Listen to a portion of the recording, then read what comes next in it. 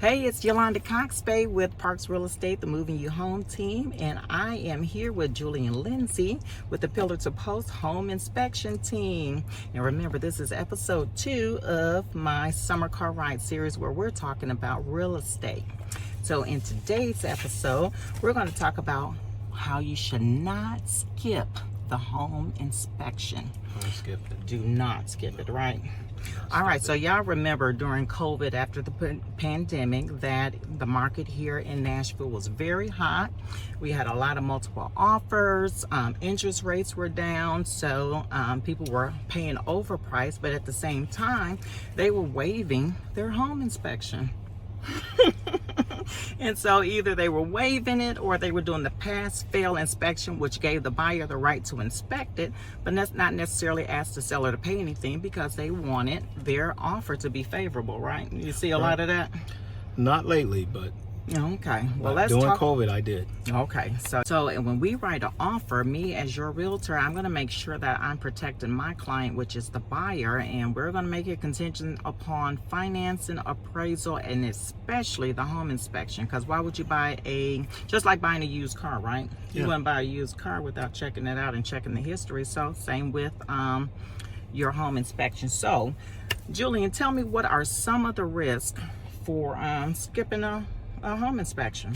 Well, we can pass on the cost to you as you know, you're a buyer, but since you skipped out on the home inspection, whatever I find, you're going to have to pay for it out of your pocket. So that's an expense that that you can later pay for if it's not detected up front. Yeah, so the more I find up front on the front end, it's better for your pocketbook. Yeah, because we can then ask the seller to pay for it, and they will pay for it because they do want their home sold. And if it's definitely anything major, structural, anything with the windows that is a big ticket price, we want to pass that on to the seller. So we want to make sure that there's nothing structurally wrong with it, major systems, and more importantly, nothing for your health and safety, right? Yes.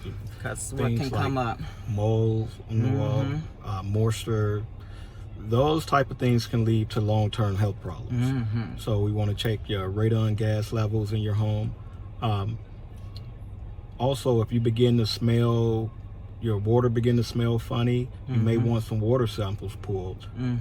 Or if you're having goggling in your toilet or your sink, we offer sewer scoping now. So sewer scoping is good, and what you're doing too is raising the flag. So he's not your subject matter expert like I stay in my lane. He stays in his lane, but he knows enough about homes, general contracting background, to know when to raise the flag. And when that flag is raised, because we'll look for red flags during the showing, but now we have the home inspector that is going to further raise a flag that if we have to get the home the HVAC inspection there, or if we have to call plumbing, he's raising the flag for you for your inspection. So, and guess what else? We don't want to skip that home inspection for new construction. No, don't. So what are you finding with that? Don't skip it on new construction. So a lot of times when these guys have their plans, they're trying to follow it. There's nothing intentional, but sometimes, you know, they hadn't read the plan right. They put things somewhere where they wasn't supposed to be. So a lot of times you may have a duct that's supposed to run in this corner and it may be on the opposite end, right? Or you may have your electrical outlets too high, you know.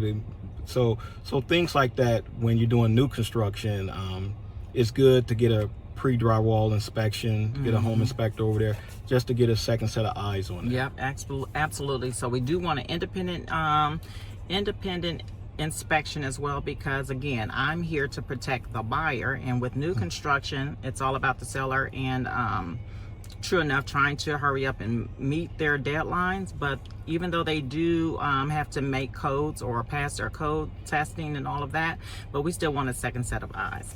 All right, so what you think? That was good, wasn't it?